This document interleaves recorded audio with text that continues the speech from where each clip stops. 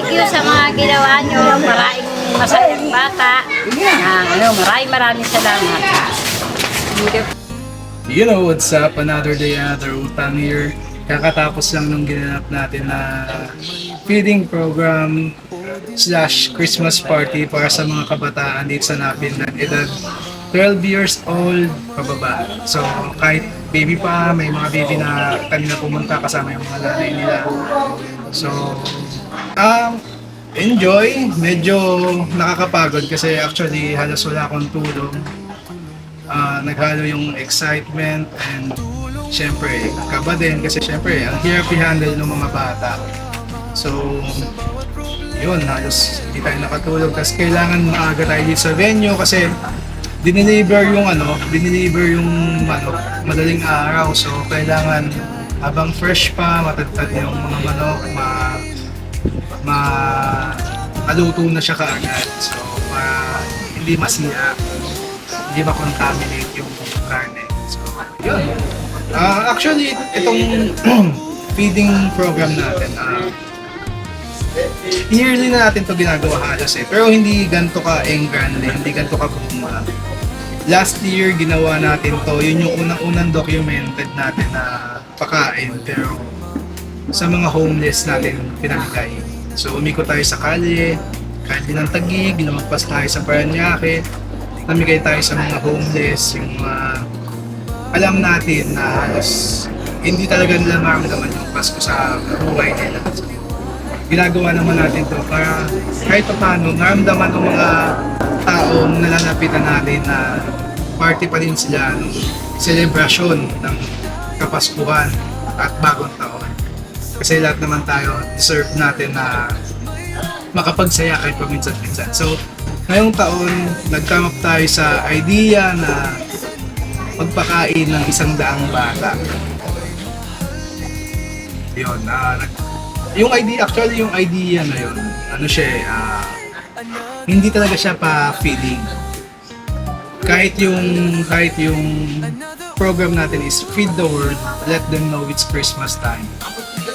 Ang pinaka-highlight nito is yung clown. Kasi yung clown sila yung karamihan sa mga bata ngayon halos hindi na nakakakita ng clown. Halos sa Facebook na nakakakita ng mga magic, ng mga pag-games, yung mga parlor games, hindi na na-experience halos yun. So yung karamihan sa mga batang in-invite natin dito, alam nila na para sa kanila yung clown. Kasi di ba, sa tuwing kailan lang ba may clown? Tuwing may birthday party lang. Para yun dun sa nag-iisang may birthday. Ngayon, lahat sila nandito kasi para sa kanila mismo yung event, para sa kanila yung program, para sa kanila yung food, para sa kanila yung games, para sa kanila yung clown, para ma-entertain yung sarili nila.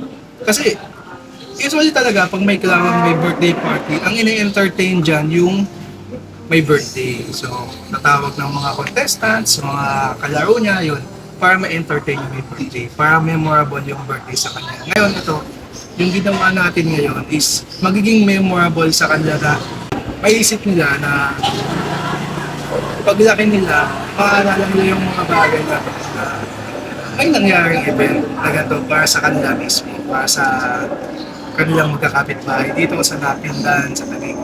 So, di ba? Tsaka, bakit may clown? Kasi, yung mga bata ngayon halos wala na sa kanila yung idea ng magic. So, nababata na sila, hindi na enjoy ang magic. So, nawawala na yung essence ng magic. So, ito is para ipaalala sa kanila na everything is possible. Diba? Kasi, nakakita ka ng magic, wow, paano yun, diba? So, mas gumagana yung utak nila, mas na-exercise yung pag-iisip nila.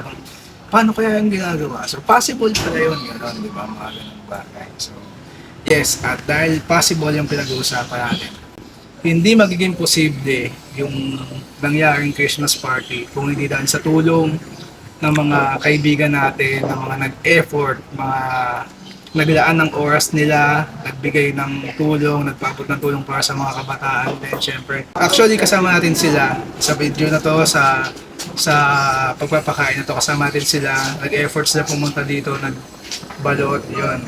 Another day, another utang at your service. Maraming salamat sa inyong lahat. Naway magsilbi itong inspirasyon sa lahat na hindi masamang tumulong tapos naka-film ka.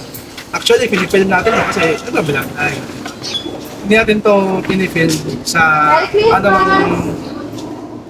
actually, pinifilm natin to kasi syempre, di ba, to inspire. Hindi na para magyabang or kung ano mang isipin ng mga tao, di ba? Ito lamang ay purong para maka-inspire ng mga tao na pwede mong gawin kahit sa limang batang kapitbahay mo, umpisa mo sa lugar nyo, gano'n, pwedeng gano'n. So, para lang mas maramdaman ng kabataan na tunay ang diwa ng Pasko. At ito ay special, magical, at masaya. Maraming salamat, ingat po kayong lahat. God bless. Eh.